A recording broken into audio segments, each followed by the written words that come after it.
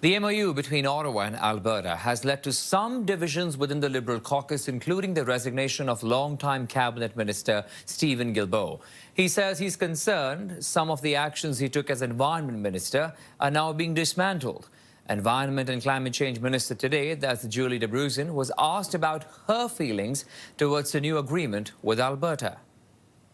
Cooperation that we have not had before to actually commit to environmental policies like the industrial carbon price and strengthening it, which has been a real point of contention, and also to work towards the clean electricity regulation and having an agreement with a pathway to getting to net zero by 2050 on their electrical grid. So when I look at the MOU as a whole, I think it's a really important step forward in creating a more collaborative way on environmental policy. De Bruijn also insisted in the interview that the federal government is not rolling back its climate policy, despite Guilbeault's comments that several elements of the climate action plan have been or are about to be dismantled. Okay, let's now bring in political analyst Duane Brett joining us. Duane, good afternoon and thank you for your time. You're welcome. So days after MOU signed, there is more reaction to that, slight change in positions. Your assessment on politics of pipelines playing out right now? Yeah, it's gotten a lot of reaction. So we saw the big signing ceremony on Thursday. Danielle Smith spoke at her UCP convention on Friday, and the MOU got booed because part of that crowd are separatists, even if they're a minority, and they're unhappy with her making any deal with Mark Carney, a Liberal Prime Minister. Likewise, Pierre Poilievre is not very happy with it. So the Conservative movement is, I think, a bit divided in Alberta over this.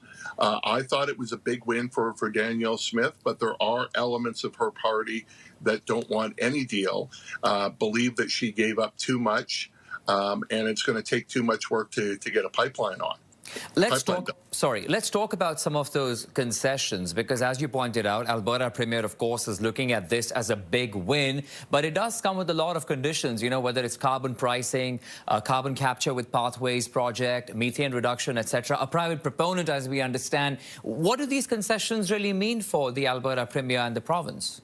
Well, the industrial carbon tax was created in Alberta by the Stelmach government in 2007. It's been a long-standing provincial program. The industry seems to be supportive of it.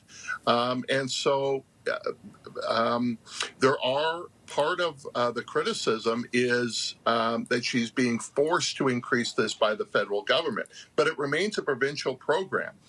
Poilievre, ever since Carney got rid of the consumer-based carbon tax, then put his sights on the industrial carbon tax and said that should be scrapped too. And that's why he's unhappy that Smith and Carney reached an agreement to increase the industrial carbon tax. The other is carbon capture and storage. This, again, the oil sector has said that they can do this. It will decarbonize the production of oil, but it's going to be expensive.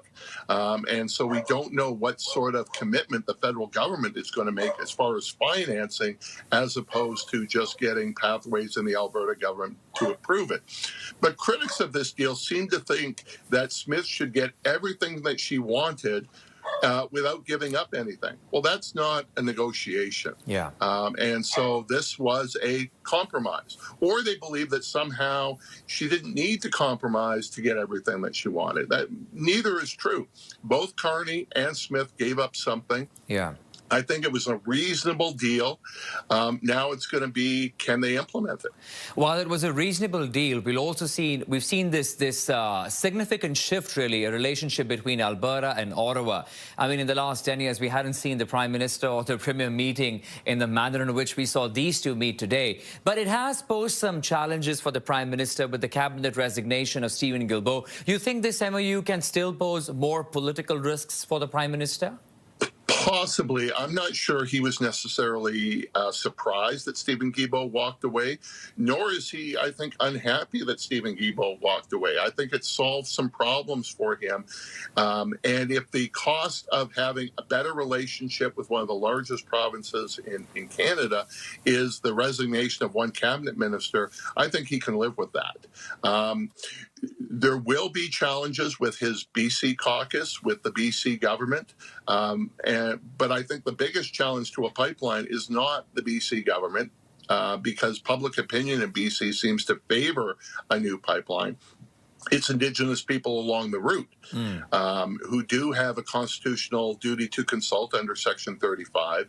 And what Carney has said to industry is, you better do a good job of consultation, otherwise this will get blocked. In other words, I'm giving the ball to you, you figure it out.